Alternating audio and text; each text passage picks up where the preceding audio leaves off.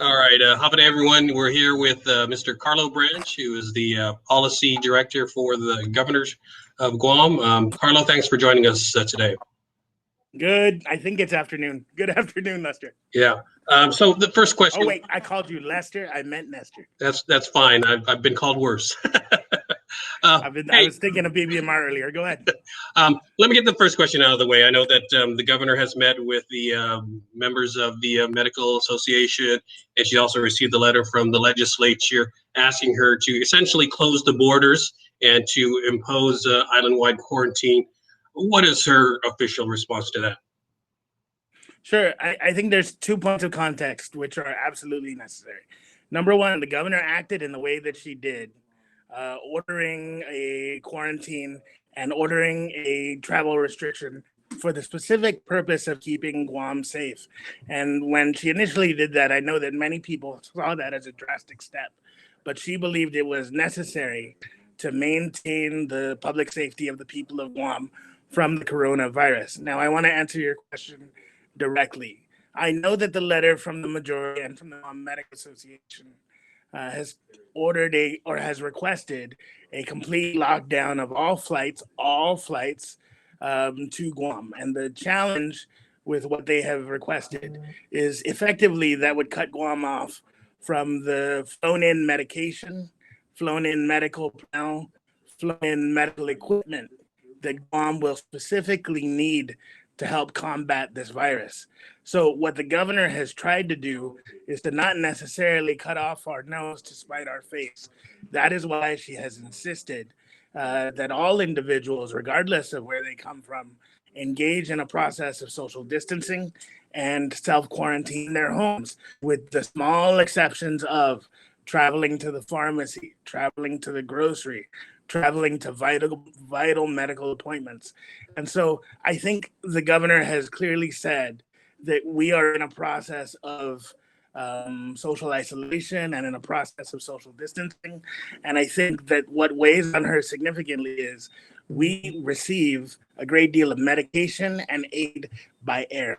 And if we issue a request that is overly broad, we could suffer unintended consequences.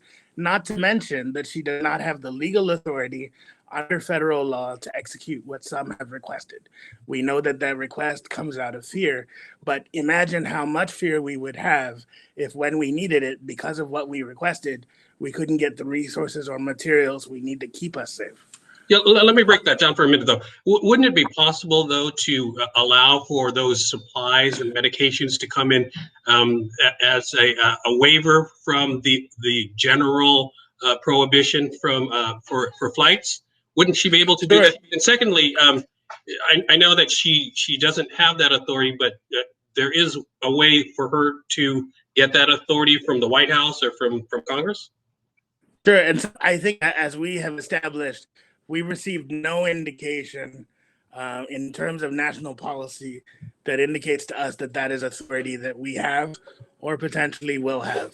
And while I respect the fact that waivers could be given, it becomes challenged when you say the ability for us to get vital medical necessities is going to be dependent on someone potentially off island to issue paperwork or not. And so what we know we can do is what we can control.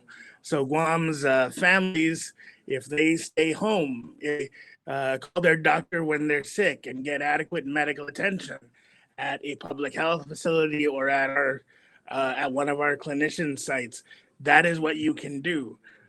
Keep yourself safe. So though it doesn't sound dramatic and it doesn't necessarily sound interesting, maintaining proper hygiene, maintaining social distancing, staying at home unless it's necessary to go out. Otherwise, these are all active steps that we can take while still making sure we have access to the goods, personnel, and medicine we need.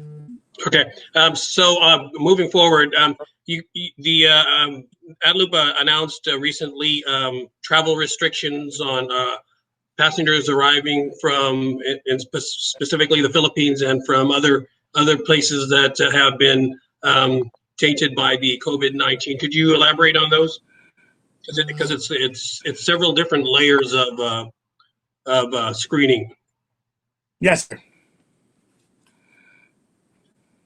So, so basically, what you put out says, okay, if you exhibit signs of illness, immediately you could be set aside, uh, screened, and most likely quarantined. Then, if you arrive from the Philippines, or if you arrive from not from the Philippines, there's different procedures or protocols. Are you familiar with that? And can you explain that? Sure. So the protocols that are in place are in line with the governor's executive order and with the SOPs that have been drafted to implement it. And so I invite everyone that wants to see a very well organized flow chart of how that would work to take a look at Guam Homeland Security's social media, and it has a very clear visual explanation. I'm more than willing to answer any question you have, but that's generally how it would work. I think instead of me explaining it, it would be very easy for people to go on to their social media and view it themselves. And obviously, if people have questions, they can reach out to the Joint Information Center, and we'd be more than happy to answer them. And these protocols envision quarantining these individuals at different hotels. Individuals will be quarantined at designated government quarantine facilities. I know there is some question about that, so I want to draw a distinction.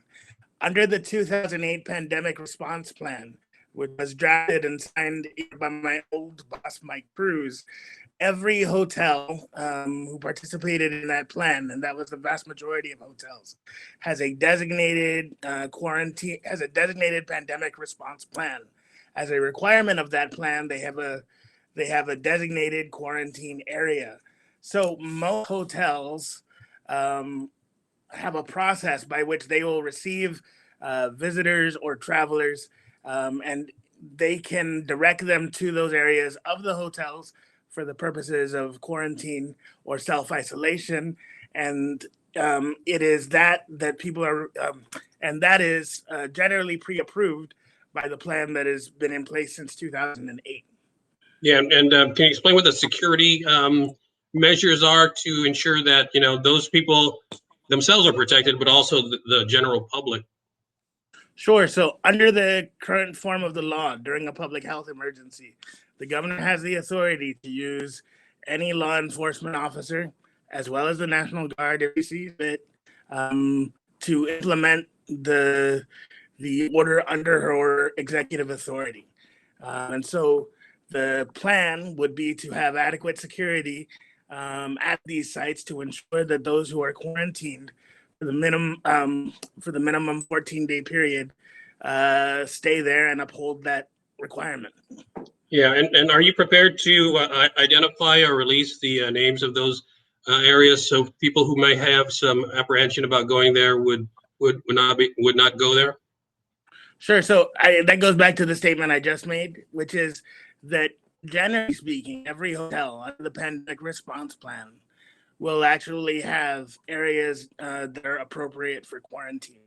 Now, from time to time, the government may find other facilities necessary, but generally speaking, since 2008, hotels who participated were required to identify sites regardless of their individual nature. So most hotels on Guam should have areas where they previously designated quarantine spaces. So it could be any hotel in Guam, essentially. All hotels who are properly prepared under the pandemic response plan should have rooms, suites, or floors they have designated for quarantine of the visitors that are arriving there. And will there be signage to indicate to patrons of the hotels that there is in fact someone, a person under an investigation on that property? Sure. Nestor, the one thing I would say is, and sometimes I screw up myself using terms like person under investigation. They have specific health meaning under healthcare procedures. So I wouldn't necessarily designate them PUIs. What we do know is that every hotel who participated in the pandemic response plan in 2008 has designated areas for quarantine. When we refer to designated pre-approved quarantine sites in general, we are referring to those areas that have been pre-approved and designated in each hotel. Now, it is clear that from time to time, government in an emergency may need other facilities, but generally speaking, we are referring to those areas. Okay, but who specifically are going to be in there? Persons under investigation, persons under surveillance. I don't want to get too wrapped up, but on the axle of semantics here. So who are you going to put? Who are you going to put in there? Hotels. Sure. Simply So speaking. Sure. So, based on the public health screening that occurs at the airport, and based on the flow chart, which we publish to all media, individuals who need to be quarantined will be designated to those particular areas. That is dependent on the public health screening. It is not it is sort of not a blanket a rule, right? So they will be thermal screened at the airport for the process that we announced earlier. They will be examined by a public health nurse or someone who has been designated by them, and based will be made. Okay, if we can move on, I'm sure you might have heard or seen some rumors, for lack of a better word, about a patient who has passed away from coronavirus. Any truth to that? And can you give us an update on the 5 individuals who are currently under quarantine? Sure, absolutely. The first thing I would say is that this is an evolving situation. So information that I provide to you now may not be accurate 10 minutes from now. That said, as of the time of this call, all 5 patients are with us. The second thing that I would say is that the governor and the CDC and every medical expert who has ever discussed this issue has been clear about 2 things. Number 1, the elderly are most susceptible to this virus. Number 2, those most susceptible to death as a result of this virus are individuals who have instances of comorbidity. That means they have heart disease, they have cardiovascular ailments, they have diabetes. And so, as a result of those diseases, they are obviously susceptible to death more than healthy individuals. So, you have co occurring medical challenges, which the coronavirus obviously does not make better. And so, and the third issue is that I know that on social media there have been vigorous rumors about the passing of an individual both last night, this morning, and this afternoon. And as a son of Guam, the one thing I would say is on this island and in this place, no one gets to declare someone dead except a doctor. And certainly, no one gets to declare you dead unless your family, your mother, your father, your sister, your brothers, or your children know about it first. So, in the social media age where it is prized to get the first, to get the information first, I know that good media partners and good people like KOAM, they will not pursue a policy which gives their airtime to information which could be declared false. Yeah. And so, what we have seen is that these rumors have been panicking families and have been scaring individuals who are worried about the care and health and safety of those they love. And so, while everyone in this community has a right to quick and accurate information, let us not be so quick and accurate that we are also heartless. So, when we get the information, we'd be more than happy to give it to you once families are notified and once it is verified that the death occurred. And we hope that day or time never comes. But please, to everyone, verify what you forward, and to all of our media partners outside of KOM, because you've always been so based in good standard, please do not pursue rumors unless they've come from verified places like KOM. Well, thank you for saying that, and I want to reassure our viewers also that we will not publish information unless it is absolutely, completely verified and official, because we don't engage in that sort of thing. But so let me just reconfirm from you. You said that of the 5 that have been so-called patients, 1 through 5, they're still with us. No one has passed away. Based on right now, the information that I had previous to getting on with you, there was no passing of any of those individuals. Okay. How about additional cases? We have heard that there have been possibly medical personnel that may have been susceptible, well, are susceptible to the virus and have actually become PUIs. Is there any truth to that? Sure. So I think based on the last couple of days, that sort of the reporting rhythm has been that sometime between 4:30 and 6, when Crystal and other members of the JIC get information, they publish it to you all, and so that is when we will have the latest information on the number of cases that have been tested and the number of individuals based on those tests who have been declared positive. Outside of that time frame in the day, Nestor, we probably don't have additional information on specific numbers.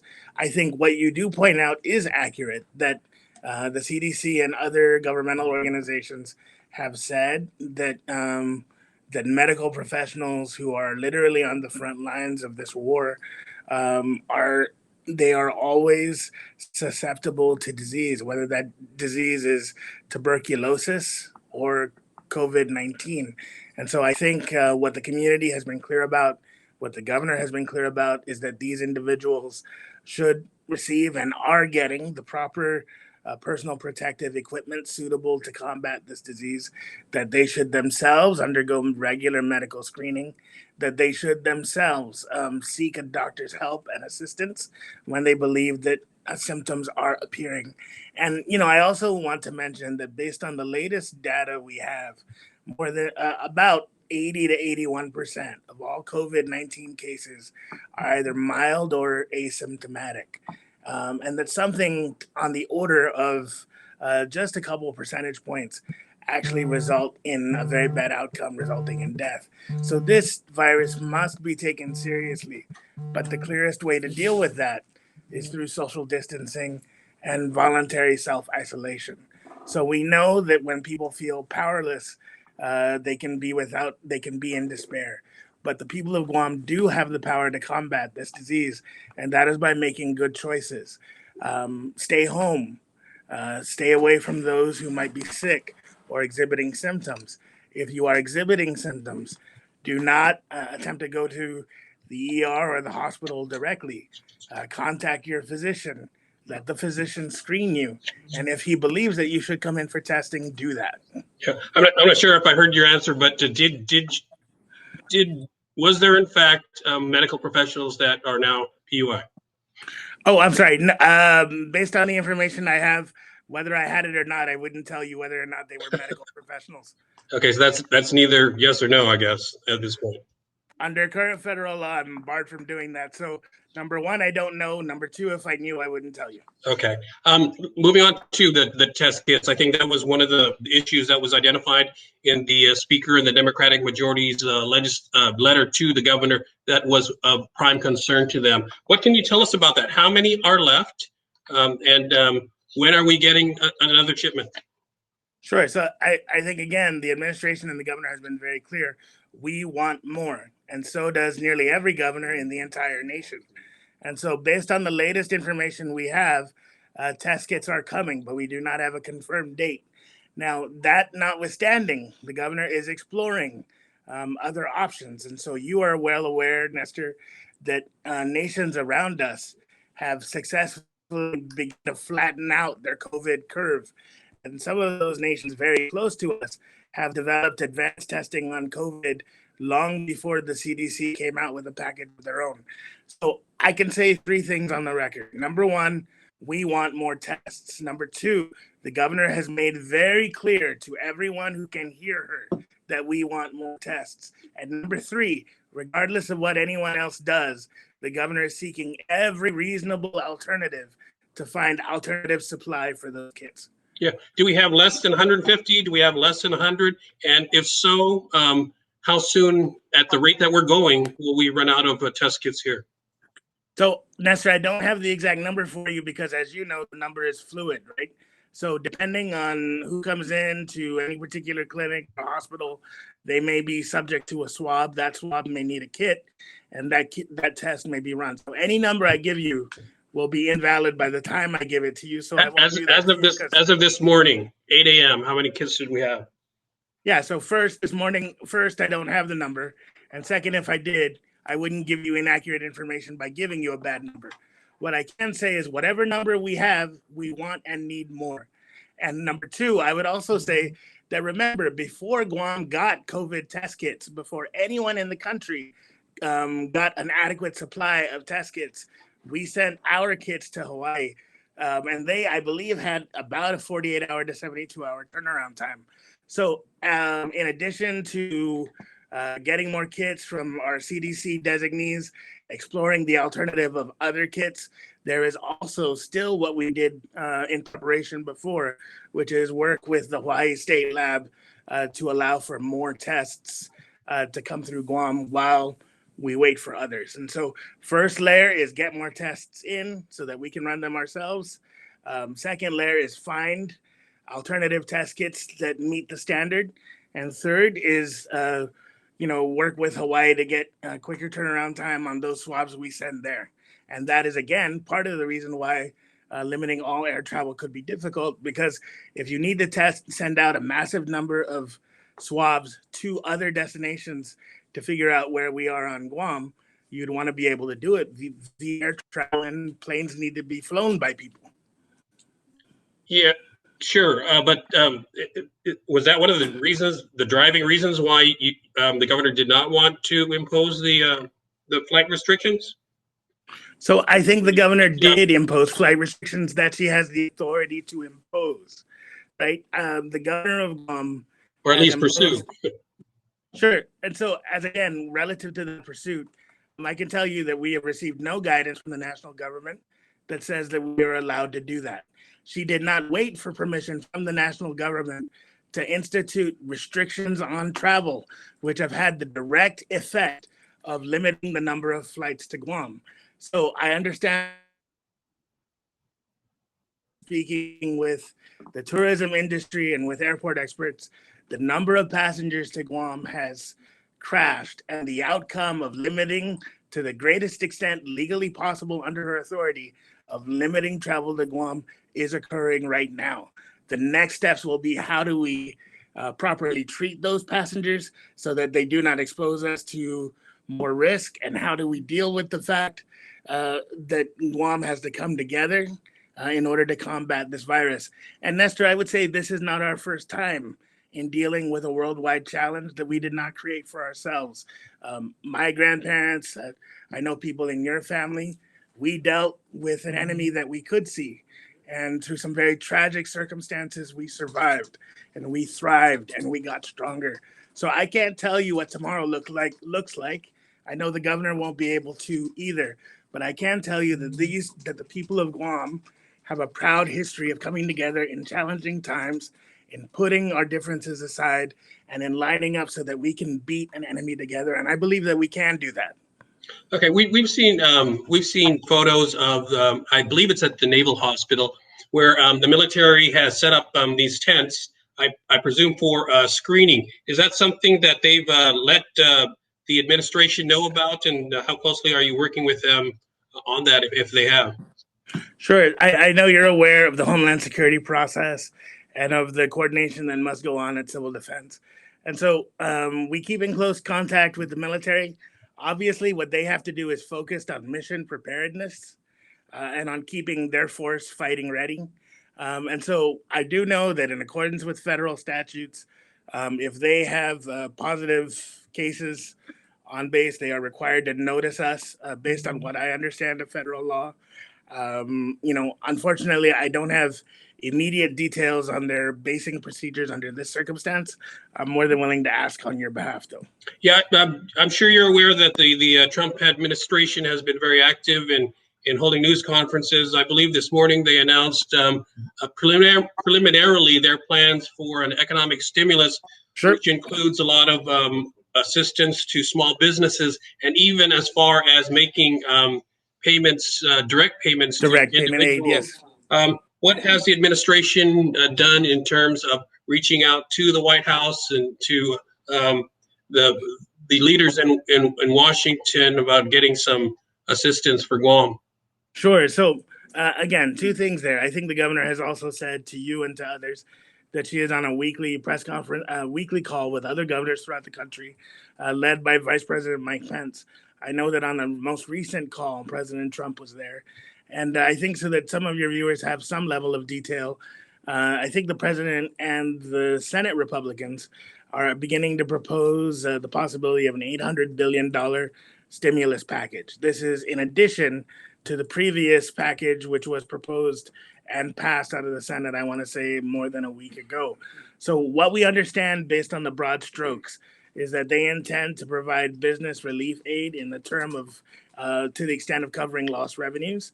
And they intend to provide direct aid in the form of cash to individuals who have lost employment. And Treasury Secretary Steve Mnuchin did discuss with media nationally that they believe they can get checks to Americans within 2 weeks. Nestor, I know that you know that there are 14 million Americans throughout the territories, and we believe that the territorial delegations, to include our congressmen in Washington, will work so that Guam, Puerto Rico, the CNMI, U.S. Virgin Islands, American Samoa, and others are not left out. So I think the trend of the administration and of the Congress has been very aggressive in working to include the territories, and it is our hope, obviously, given the insistence of the National Governors Association, of which Governor Leon Guerrero is a part, that direct aid, which he has advocated for to both businesses and individuals, comes. And I would also say that when I was a kid in 1993, during Typhoon Omar, I remember the direct aid coming to Guam in terms of individual checks being cut to those who had lost jobs so that they could do public works, meaning works on behalf of the people. And so there was direct food assistance for people who had lost food. There was direct pay in terms of make work jobs. There was health coverage. I think at even one point, there had been a direct unemployment benefit. So we are in a time of national disaster facing a global challenge, and the nation needs to come together to fix a national threat. And we think that that's happening, and we pray that Guam and the territories will not be left out. Yeah, speaking of cash infusion, the chairperson of the Chamber of Commerce had also mentioned that to me in an interview. She is suggesting that if the administration can push the Treasury Department to fast track more war claims payments, and also the administration also accelerate maybe the release of tax refund checks, that will also infuse additional cash into the economy, which will circulate, and you have that domino effect that it gets, I guess, 3 times over. Is that something you're looking into at this point? Sure. I think it is correct to assume that every dollar that goes in the economy would help, especially when people need it. Unfortunately, economies are built on confidence, right? The confidence to spend. And so it becomes challenging because one of the things that you need of people is you need them to be able to go out and spend. That's difficult when you are trying to advocate social distancing and isolation in the home. But I do think people need to be able to cover the basic expenses of living, even during a disaster like this.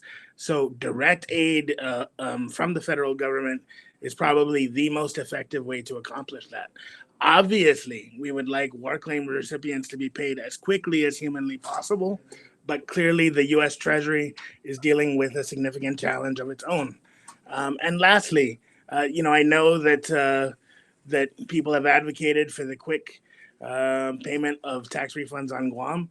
Obviously, we would like to do that, but it is about balancing our cash flow and making sure that until that federal aid comes, or until this virus accedes itself, that Guam has the resources to match federal dollars in terms of the disaster, so we have the resources we need. And so I know that the fiscal team is working overtime, just like the rest of us. Working days and nights, not necessarily working overtime, working days and nights to make sure that we have the resources we need to combat this crisis. And I believe that we can and will come through better for it. Yeah, sorry to bounce around. I just want to ask one more question relating to the skilled nursing unit. What is that? How is that going? The preparations for that, and how soon do you expect to be able to utilize that? My understanding is that skilled nursing facility preparations are on track. That it should be open in short order and ready to serve patients. We are clearly hoping that that patient load is as small as humanly possible, but that site is on the brink of being ready to open, and we will announce that to you as soon as we have that information.